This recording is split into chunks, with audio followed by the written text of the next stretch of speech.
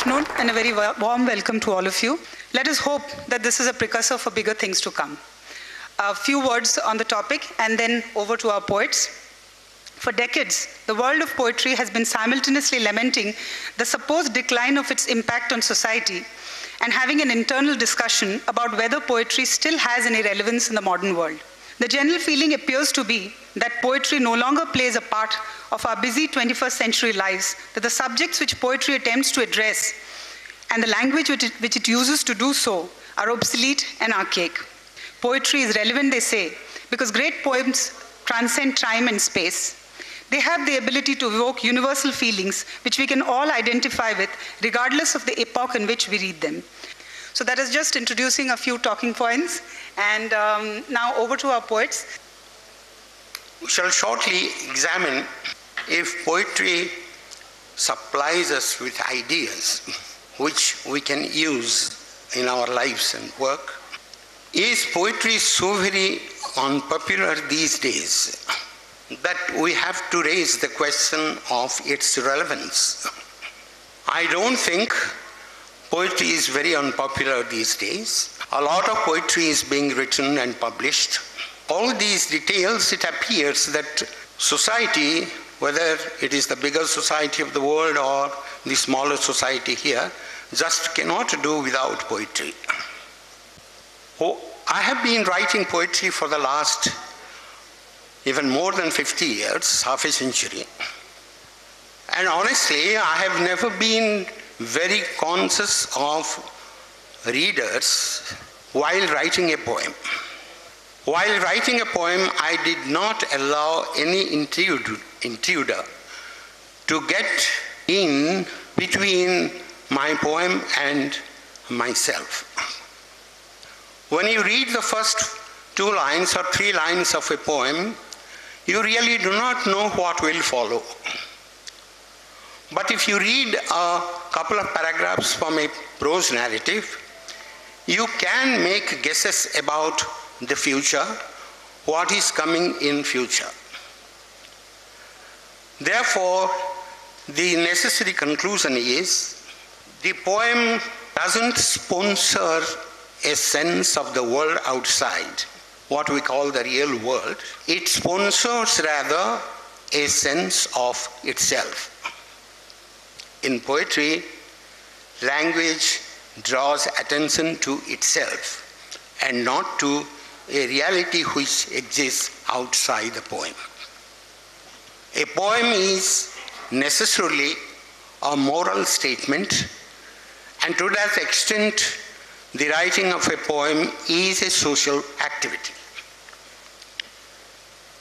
By moral, I do not refer to that morality which is based on a distinction between good and bad, but morality in the traditional, very traditional sense of the term, morality which allows us to live life most fully and enjoyably. It may be good or bad, it all depends on you, how you take it. Do you think that poetry is relevant to contemporary society still? Or are we living in an age where technology, which is technology and consumer driven, and it has edged the poet out? I completely disagree. I think we have poetry surrounding us all the time. In fact, we just need to search even an iota within us to find out whether poetry is around all the time. Look at the times when we worry most. Time of grief, we resort to poetry. Birth, poetry. Marriage, love, heartache, pain. These are major emotions we go through, and we don't resort to prose, we resort to poetry. Then poetry exists all around us through music, through song, all the time, through prayer. Poetry is there also. It depends on how. I don't necessarily, agree with high art or low art, even though I enjoy classical music and so on, but it's purely mood dependent. You know, I might like ABBA at one point, Malika Sherawat's moving, or even a classical ballet, or Kelucharan Mahapatra at a different point. So it's a question of what I need at that time and what I enjoy. I think I enjoy all sorts of things. So poetry, in fact, has a beautiful array and a spectrum which prose, I would say, doesn't. Prose isn't. I mean, when you think of prose, the word prose comes from prosaic. I mean, you know, it's self-evident where it comes from.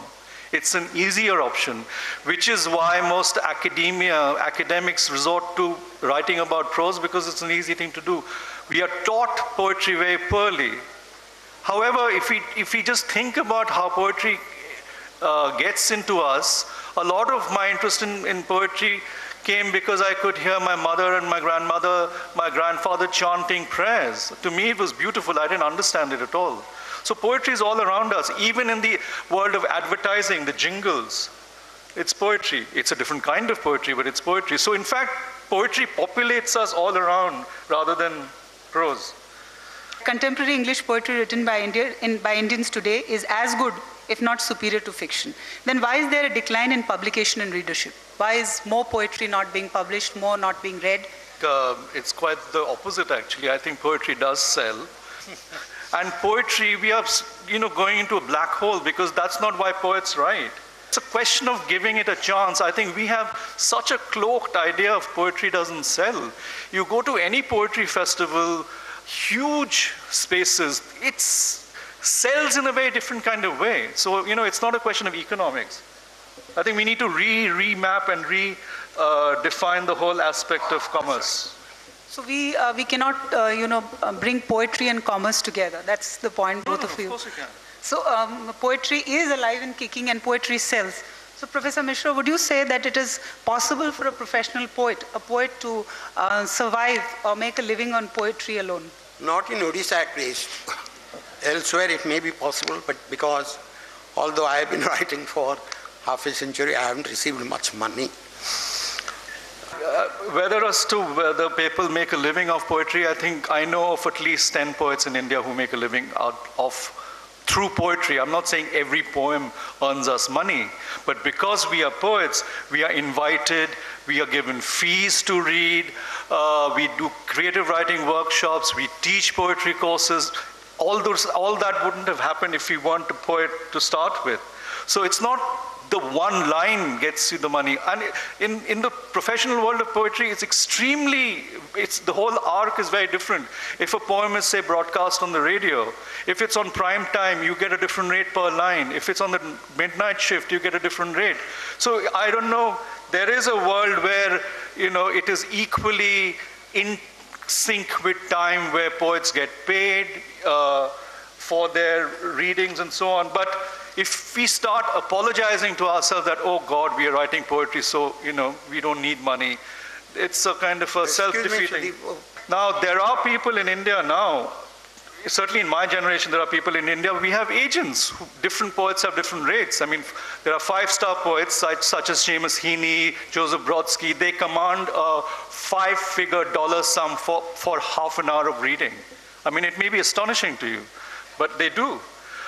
We, unfortunately, in India think that by giving the poet 2 minutes to say their poetry, they're doing them a huge justice. And the poets accept it. I mean, it's pretty banal, I think, you know. Why should you? Mr. Sen, your poetry is not restricted to the printed word. You have collaborated with artists, musicians, dancers, filmmakers. You've given a multiple dimension to poetry. Are you attempting to redefine the role of poetry in the contemporary world? Are you reaching out to a wider audience? Is that what it is all about? No, actually, consciously speaking, what I really enjoy doing is writing the poem for myself in the closed room. That's what I really like. Thank you. And that's what I do. However, I wrote a poem, for instance, called Bharatanatyam Dancer. It's based on the ta-dhin ta-tai thai-ta, ta-dhin ta-tai thai-tai tal. So the rhyme scheme is A, B, A, B, B, A, B, A, B, B, A at the end. Now, if you look at it closely, you will see that. And so therefore, a dancer could in fact dance to that poem because it was written metrically very correctly. So even the person who put the classical score could put music onto it because it was written So it works both on the page as well as on the stage. So it depends on the amount of engagement you have with language. I think people are very, very lazy when it comes to poetry. Professor Mishra, just one issue that you've raised about ambiguity. Sudeep also said, art in its purest form never reveals all. So does this mean that ambiguity is at the core of all artistic expression, and particularly poetry? So if that is the case, then how will the poetic experience be communicated? Poetic experience, as you mentioned it, is peculiar to and exclusive to the poet. He alone understands, if at all, because the experience that we get in a poem and its counterpart in real life are not the same. The poetic experience is the experience we can interpret in any way we like. And therein comes the question of ambiguity. If a word can mean many things, an experience can also mean many things. It has been said that what is lost in translation is poetry. Would you agree, or do you feel that translation is the key to making poetry accessible to contemporaries? I know very few languages, so a lot of my knowledge of world poetry is through English translations. German poetry, Spanish poetry, Hebrew poetry. I don't know these languages to the point that I can understand the poems. So translation has enabled me to be a richer person and has enabled me to appreciate the length, the breadth and the gravity and the depth of a poem and the kinds of textures the poem carries. Ambiguity and obscurity are very different things. Ambiguity is a tool to layer a poem, in fact. It makes it multitonal.